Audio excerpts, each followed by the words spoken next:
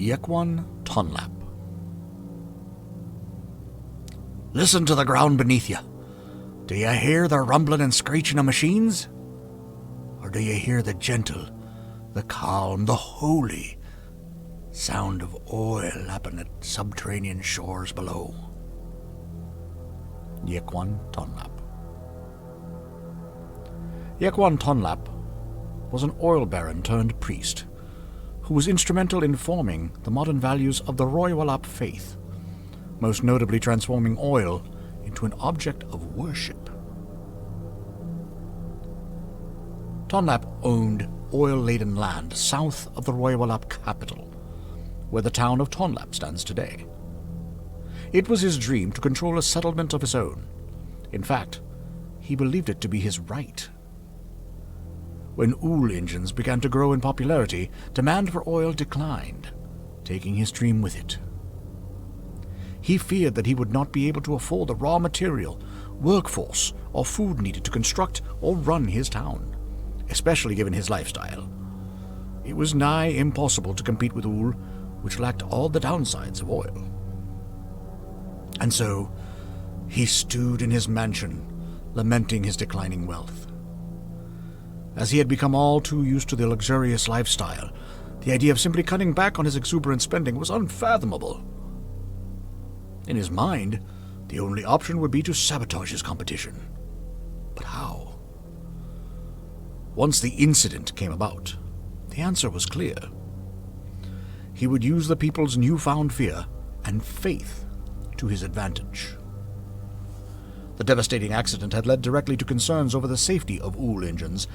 People began to realize they didn't even know how oil worked. Tonlaap was, like most of the Soti Kaput, a believer in the World faith, and had read through their scriptures numerous times throughout his life. In his search for a course of action, he took to the scriptures once more, finding the key to both his success and the future of the faith. Number 11. And all will fail, should they forget the way they'd come. For one who travels the path too quickly will find themselves running off the edge of a precipitous cliff. Be wary on your path, and walk, never run. For one day, it is these runners that will lead all of the world off the edge. The passage had gone mostly unnoticed by most, seen simply as a metaphorical teaching on the dangers of forgetting one's past and moving too quickly. But in the context of the incident, this could all too easily be read as a warning, a claim that the world would end as a result of speedy progress. Tonlaap was shaken by this passage, truly. His preaching of those words was not entirely spurred by his lust for power, but also a newfound fear, one that just happened to align with his aspirations. And so, he would use his wealth to spread this passage across the nation and even preach it in the streets. He spoke with great anger, fear, and energy, and it was not long before he gained a following.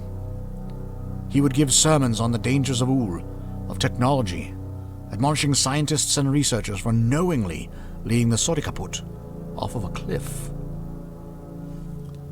Spurred by both fear and anger, Tonlaap would secretly pay others to sabotage machines that ran off of oil engines, planting and setting off explosives wherever they may be found, be it on the side of a road or within a crowd of innocents. As his message spread, these examples served only as proof of his words. Any who called out these as sabotage were branded heretics and ostracized, if not lynched. Other oil barons would come to the same idea, and before long, oil was transformed into a public enemy. As fear and anger began to mount, more and more people began to discard and shun oil altogether. However, this went farther than Tonlaap could have hoped.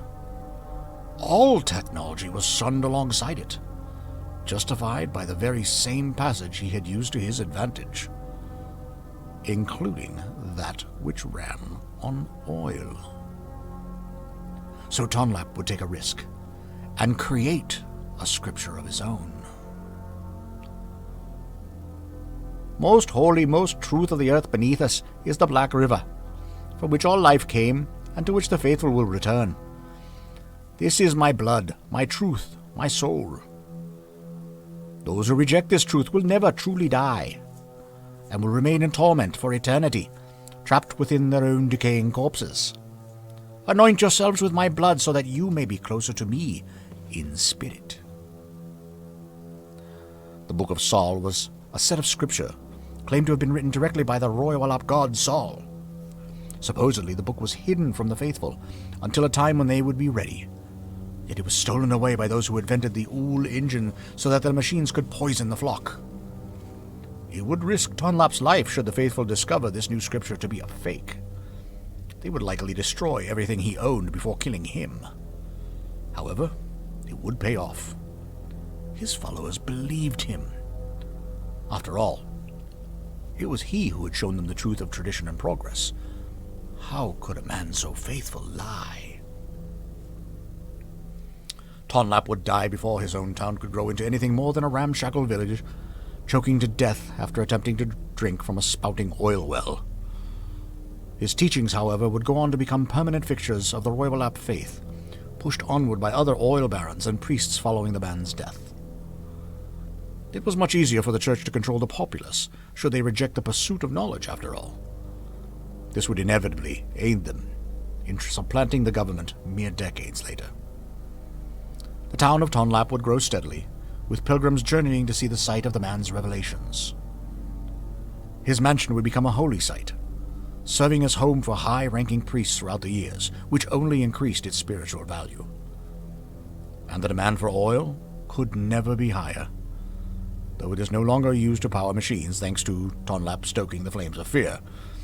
It is essential for the worship of those who follow the Royal faith today.